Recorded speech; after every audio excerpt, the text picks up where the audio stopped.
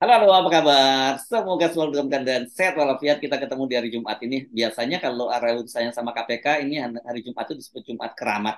Ya, begitu ya, Bung Rocky. Karena ada orang kalau dia diperiksa di KPK hari Jumat, itu ya langsung masuk, ditahan gitu. Tapi hari ini kan hari Jumat, Syahrul Yassin Limpo yang sudah mengirim surat pengunduran diri akan bertemu dengan Pak Jokowi. Jadi semacam ya apalah courtesy call atau apalah gitulah ketemu Pak Jokowi gitu. Setelah kemarin dia minta waktu ketemu Pak Jokowi, waktu itu rupanya waktunya belum cocok. Ya itu semua kita prediksi bahwa satu persatu akan dipreteli menteri-menteri Nasdem. Jadi kalau tinggal satu ya sebetulnya lebih efektif sebetulnya ya tarik aja semua kan. Toh Mm-mm. juga akan diincar Siti Nurbaya. Ada aja sesuatu di Mm-mm. dalam departemen yang dia pimpin tuh.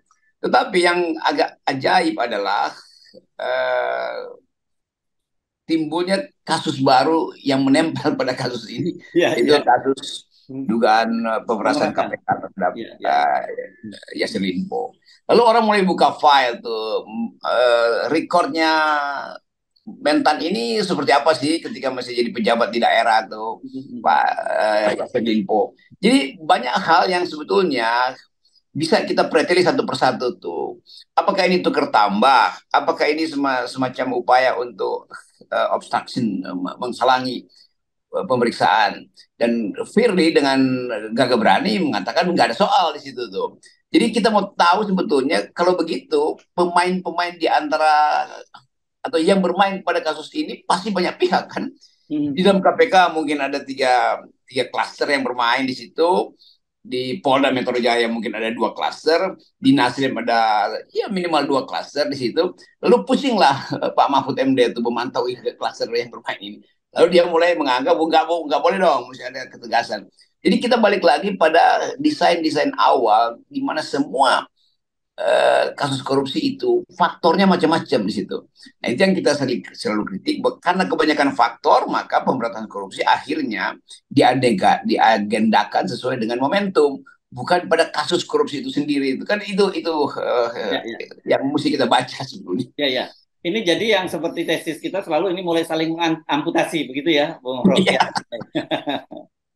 Ya, jadi di ujung pemerintahan Jokowi pasti semua itu muncul. Kalau Mm. Jokowi masih punya grip, nggak akan ada yang muncul di situ. Pasti akan ditahan lah. Ini kasus ini dulu, yang ini belakangan nih. Tetapi orang melihat, bahkan KPK juga mungkin menganggap bahwa ya ada sinyal pelemahan KPK memang, tapi sinyal berikutnya upaya untuk memanfaatkan KPK melemahkan partai politik. Juga itu sinyal tuh. Mm. Demikian sebaliknya, Nasdem mungkin menganggap ya udah kita buka-bukaan aja tuh. Ya, Apakah Pak Firly sebagai ketua KPK betul-betul hendak membongkar kasus ini dari perspektif hukum aja, atau ada hal-hal di belakang itu yang diumpankan supaya beberapa kasus dilupakan dulu. Kira-kira begitu. Tapi kalau kita masuk pada kasak kusuk atau gosip yang beredar kan nanti kita dianggap sebagai memprovokasi atau bisa kena bahwa kita menyebarkan berita bohong. Tetapi ini bukan berita bohong, bahwa di antara player ini kan KPK mengalami kemerosotan etik karena dewasnya nggak bekerja efektif kan itu ya, dasarnya ya, kan.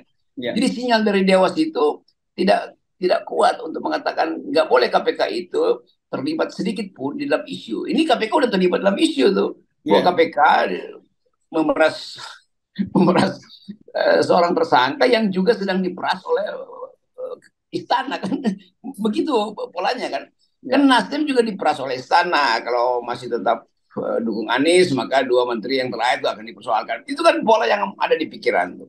Nah kita mau coba lihat ini sebetulnya dari segi psikologi politik publik yang menganggap bahwa permainan-permainan ini mau uang 30 miliar, wah senjata 12 pucuk di situ, isu bahwa Firly atau lembaga KPK berupaya memeras Yasser Limpo. Ini adalah situasi berantakannya seluruh sebut aja seluruh sistem integritas yang memang makin lama makin hilang tuh.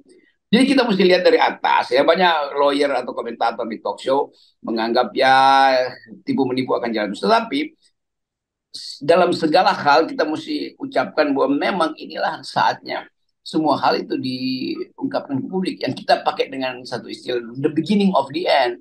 Jadi memang ini akan terjadi, bongkar-bongkar itu akan terjadi. Mungkin masih ada dendam dari atau ya sedikit ketegangan antara eh, Pak Firly dengan Kapolda karena kasus kemarin ketika Ya, Poldanya masih jadi bagian dari KPK itu banyak betul variabel di situ.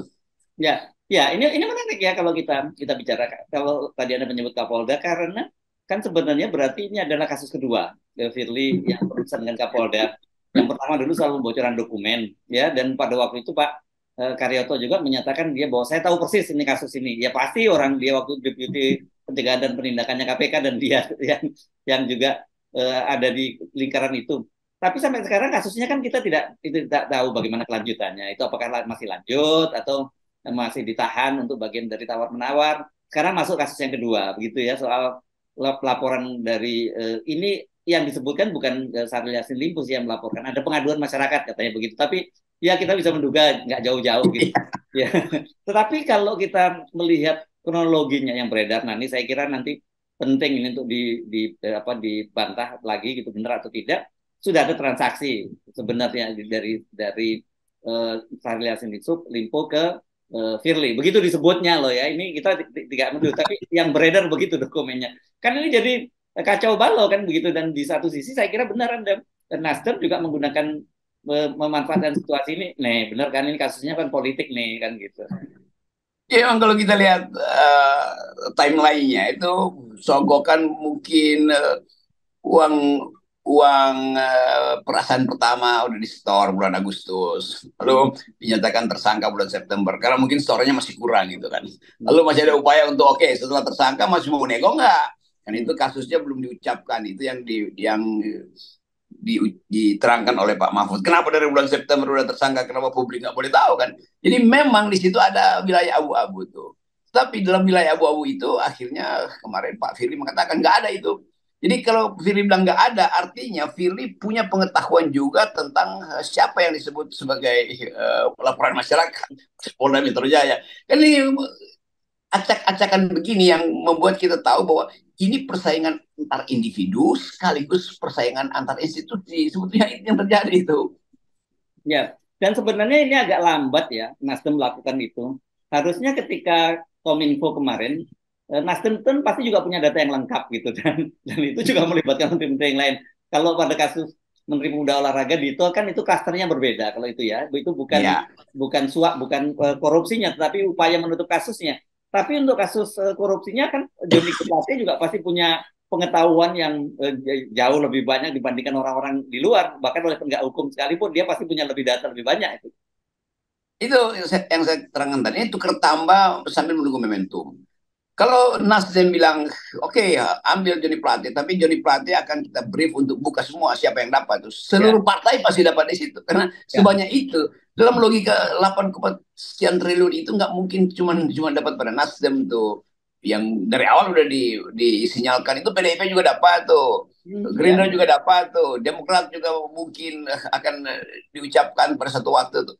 Tapi kan ini sinyal-sinyal yang seharusnya kan ya dipanggil aja semua tuh. Jadi kenapa mesti dicicil di situ? Karena masih ada soal-soal saling tukar tambah tuh.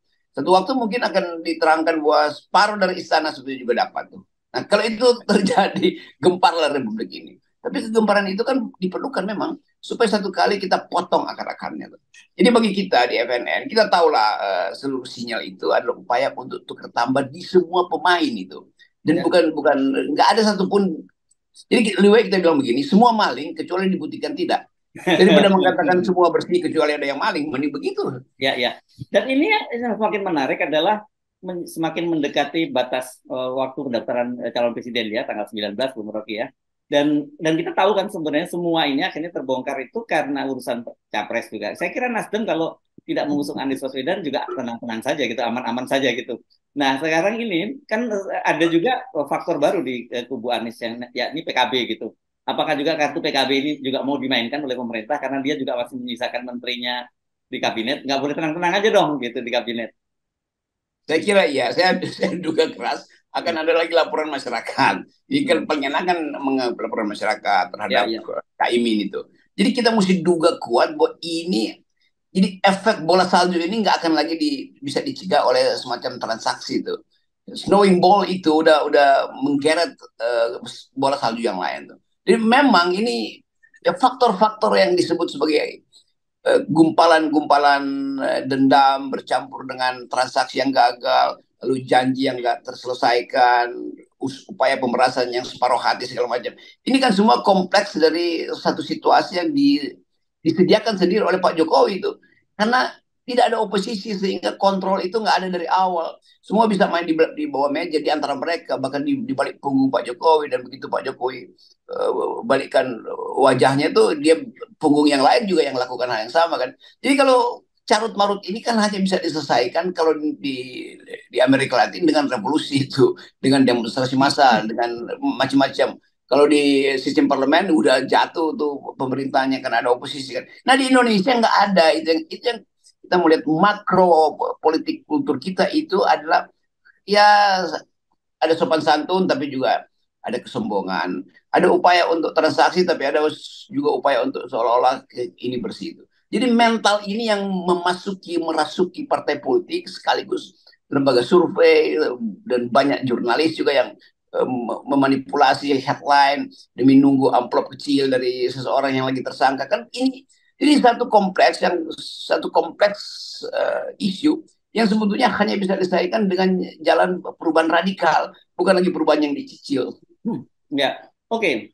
Ini kan Saril akan ketemu dengan Pak Jokowi begitu ya, dan saya kira ini seperti saya sebut tadi ya semacam courtesy call saja gitu. Tetapi kan harus kita ingatkan, sekarang ini kan posisi Saril kalau seperti dikatakan oleh Pak Mahfud MD itu kan sudah jadi tersangka sesungguhnya, dan saya kira pengetahuan yang sama itu juga dimiliki oleh Pak Jokowi, bahkan lebih. Pak Jokowi ngaku semua laporan intelijen kan dia punya begitu. Kan ini juga menimbulkan satu persoalan gitu bahwa ada seorang statusnya tersangka bertemu dengan presiden lepas kepentingannya apapun, kan orang juga bisa mencurigai ini bisa bagian dari proses ada tawar menawar lagi loh antara Pak Jokowi dengan Sahrul begitu. Itu masalahnya udah tersangka tapi nggak ada borgol kan, ngaco kan. Ya, ya, Kan ya. mestinya begitu KPK tahu nggak pulang ya KPK putusin, kita jemput, kita cari dia ke luar negeri kan gampang. Sebagai tanda misalnya Pak Firly bilang oke, dia nggak mau pulang, kita kirim tim. Bukan ditunggu, justru ketika ditunggu justru ketemu Nasdem duluan. Bagaimana udah tersangka KPK masih diizinkan ketemu dengan Nasdem?